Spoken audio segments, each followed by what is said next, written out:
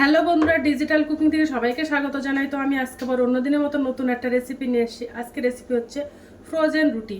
তো অনেকে রুটি বেলা বা রুটি বানানোর ঝামেলায় জন্য অনেকে রুটি খেতে চায় না। তো তোমরা এই রুটিটা অনেক দিন তোমরা ফ্রিজে সংরক্ষণ করে রেখে দিতে পারবে, আর যখনই মন চাইবে তখনই রুটিটা সেকে খেয়ে নিতে পারবে।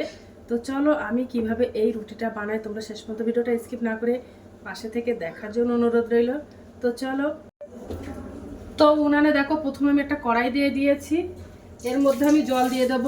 এর মধ্যে আমি 400 ml মতো জল দিয়ে দেব। এই বাটির আমি 1.5 বাটি জল দিয়ে দিয়েছি। চামচের আমি 1 চামচ লবণ দিয়ে দেব। তো দেখো জলটা বেশ থকবগিয়ে ফুটছে, আর ওর মধ্যে আমি ওই বাটির 1 বাটি আটা দিয়ে দেব।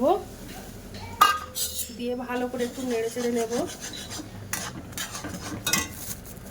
1 বাটি আর অল্প কিছুটা আটা দিয়ে দেব। দিয়ে ভালো করে আটাটা নেড়ে নেব, ভালো করে দিয়ে আটাটা বেশ ভালো করে ফুটিয়ে নেব। আর ডোটা একেবারে নরম করব না, নরম করলে রুটি বেলার সময় রুটিগুলো খুব ভালো হবে না। মিডিয়াম নাও শক্ত নাও নরম করে বানিয়ে নেব। তো দেখো আটাটা বেশ ফুটে গেছে, এবার আমি গ্যাসটা অফ করে দেব। একটা প্লেটে তুলে নেব আটাগুলো।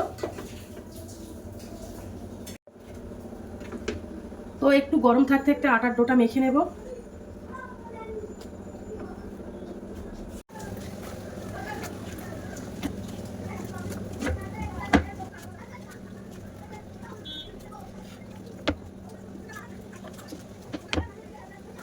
একটু বেশ মুখে দেবে।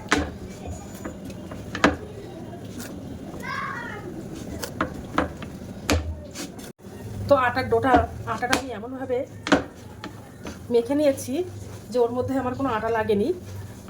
তো এইভাবে ভালো করে আমি মসৃণভাবে একটা ডো বানিয়ে নেব। যত মসৃণভাবে হবে তত রুটিটা খুব সুন্দর হবে। তো দেখো এইভাবে একটা ডো বানিয়ে নিয়েছি।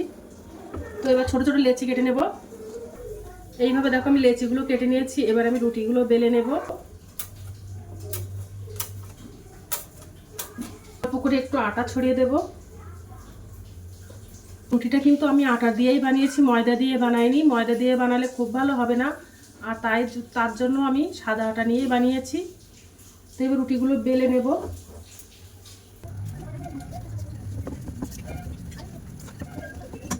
দেখেছো কতটা পাতলা করে রুটিটা বেলে নিয়েছি, একদম পাতলা করে।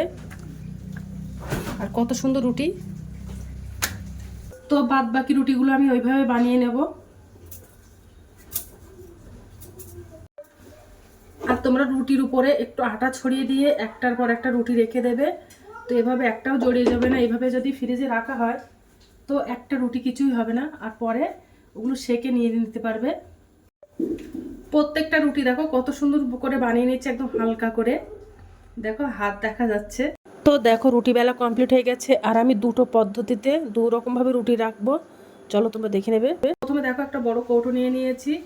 তো এর নিচে আমি কাগজ দিয়ে দিয়েছি। তোমরা চাইলে তোমাদের যদি টিস্যু পেপার থাকে তো তোমরা টিস্যু পেপারটা দিতে ব্যবহার করতে পারো। তো আমার কাছে টিস্যু পেপারটা নেই, তার জন্য আমি কাগজ দিয়ে দিয়েছি। তো দিয়ে দেব। আর যে রুটিগুলো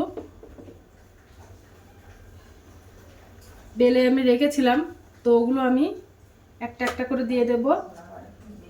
দিয়ে দিয়ে এবার একটু আটা ছড়িয়ে দেব যেন জোড়া না লেগে যায়, তার জন্য। তো এইভাবে একের পর এক একটা রুটি দিয়ে দেব আর আটা দিয়ে দেব। ডিপেও কিংবা নর্মাল ফ্রিজেও রেখে দিতে পারবে। ডিপ ফ্রিজে রেখে দিলে বেশি দিন থাকবে, নর্মালে কিন্তু কম দিন থাকবে। তো না সেকে এইভাবে রাখলে এভাবেও কিন্তু খুব সুন্দর থাকে। আর তোমাদের আরেকটা পদ্ধতি আমি দেখাবো। এবার উপর থেকে আমি আরেকটা কাগজ, তো দেখো উপর থেকেও কাগজ দিয়ে দিয়েছি। এবার ঢাকনাটা দিয়ে ডিপ, তো এইভাবে রেখে দিতে পারো। যখনই মন চাইবে তখনই বার করে ঝটপট সেকে খেয়ে নিতে পারবে। এবার দ্বিতীয় পদ্ধতিটা দেখাবো।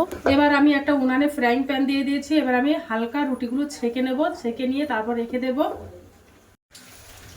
এবার একটা রুটি দিয়ে দেব, উল্টে পাল্টে ভালো করে সেঁকে নেব। দেখেছো সাদা সাদা মতো হয়ে আসছে। তো রুটিটা আমার সেঁকা হয়ে গেছে, এবার আমি তুলে দেব। তো দেখো রুটিগুলো সব সেঁকা কমপ্লিট হয়ে গেছে। আমি অর্ধ কাঁচা কাঁচা মতো ভাব রেখেছি, অল্প দেখেছো সাদা সাদা মতো হয়ে গেছে। এইভাবে কিন্তু আমি রুটিগুলো সেঁকে নিয়েছি। ঠান্ডা করে নেব, তারপরে রুটিগুলো আমি কৌটোর মধ্যে ভরবো। আমি ওইভাবেই রেখে দেবো, একটা কাগজ দিয়ে দেব। দেখো সাজিয়ে দিয়েছি, কাগজ দিয়ে মুড়ে দিয়েছি। তো ফ্রিজে আমি এইভাবে রেখে দেবো, তারপর আগামীকাল তোমাদেরকে দেখাবো যে কেমন হয়েছে রুটিগুলো। আর তো দেখো একদিন পরে ফ্রিজের থেকে বার করে এনেছি, এবার তোমাদেরকে আমি রুটিগুলো সেঁকে দেখাবো যে কেমন হয়েছে।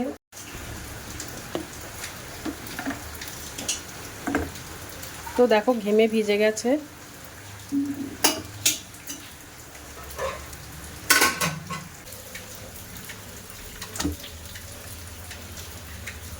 প্রত্যেকটা রুটি কিন্তু এইভাবে ফুলবে।